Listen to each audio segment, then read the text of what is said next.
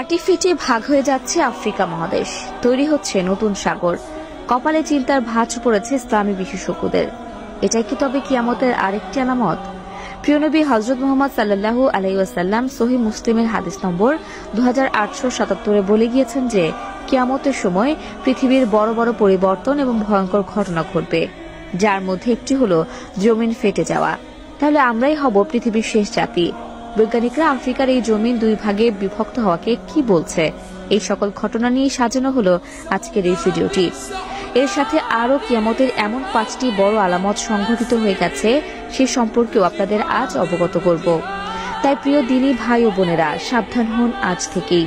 সব ভুলে যারা দুনিয়াবী মায়ায় পড়ে আছেন তারা একবার চিন্তা করুন, দুনিয়া জীবন শেষে আখিরাতে আপনি আল্লাহর সামনে কি নিয়ে দাঁড়াবেন।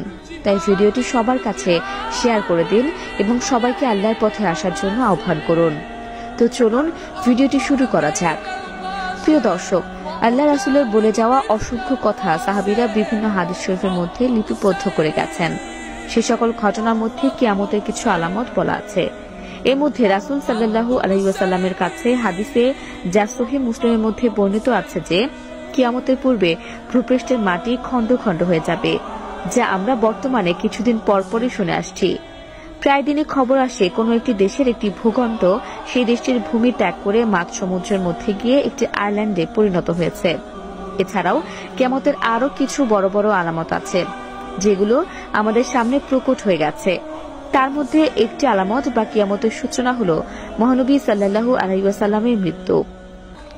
হাদিসে আছে, এক সাহাবী মহানবী সাল্লাল্লাহু আলাইহি ওয়াসাল্লামের কাছে কিয়ামতের বিষয়ে প্রশ্ন করলে মহানবী সাল্লাল্লাহু আলাইহি ওয়াসাল্লাম তার জবাব দেন, আমার মৃত্যু যেদিন হবে সেদিন থেকেই কিয়ামতের দিন গণনা শুরু হবে। তবে কিয়ামত কবে হবে তা কেবল মহান আল্লাহ তাআলাই জানেন।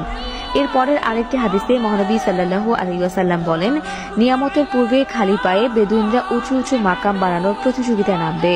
এবং বর্তমানে আমরা দেখতে পাচ্ছি মহানবী সাল্লাল্লাহু আলাইহি ওয়াসাল্লাম খালি পায়ে বেদুইন বলতে সেই সৌদি আরবের বাসিন্দাদের বুঝিয়েছেন, তারা যারা একসময় খালি পায়ে মরুভূমির মধ্যে ঘুরে বেড়াতো, তারাই এখন বিশ্বের সর্বোচ্চ বহুতল ভবন নির্মাণে সফল হয়েছে। এছাড়াও মহানবী সাল্লাল্লাহু আলাইহি ওয়াসাল্লাম কিয়ামতের পূর্বের একটি বড় আলামতের কথা বলেছেন, যেটি হলো মসজিদে মুসল্লির সংখ্যা কম হবে এবং এলাকায় মসজিদের সংখ্যা বেশি হবে এবং মসজিদগুলো নানাভাবে চাকচিক্যের মাধ্যমে সাজানো হবে। বর্তমানে আমরা তাই দেখতে পাই। প্রতিটি পাড়া মহল্লায় একাধিক মসজিদ স্থাপন করা হয়েছে এবং এক মসজিদ কমিটি অন্য মসজিদ কমিটি থেকে এগিয়ে থাকার জন্য নিজের মসজিদটাকে বিভিন্ন চাকচিক্যময় তৈজসপত্র দিয়ে সাজিয়ে রাখছে। এছাড়াও কিয়ামতের আরো একটি বড় আলামত হচ্ছে ফোরাত নদী। মহানবী সাল্লাল্লাহু আলাইহি ওয়াসাল্লাম হাদিসের মাধ্যমে আমাদেরকে জানিয়েছেন যে কিয়ামতের পূর্বে ফোরাত নদী শুকিয়ে যাবে এবং সেখান থেকে স্বর্ণের পাহাড় ভেসে উঠবে। হয়তো স্বর্ণের পাহাড় ভেসে ওঠেনি, তবে ফোরাত নদী শুকিয়ে যাচ্ছে এবং তার ভেতর থেকে স্বর্ণের দানা খুঁজে পাওয়া শুরু হয়ে গেছে। তা দর্শক, আজ পর্যন্তই। আবারও আসবো নতুন নতুন সব তথ্য নিয়ে। সে পর্যন্ত সবাই ভালো থাকুন, সুস্থ থাকুন। এতক্ষণ 24 ঘন্টা নিউজের সাথে থাকার জন্য আপনাকে ধন্যবাদ।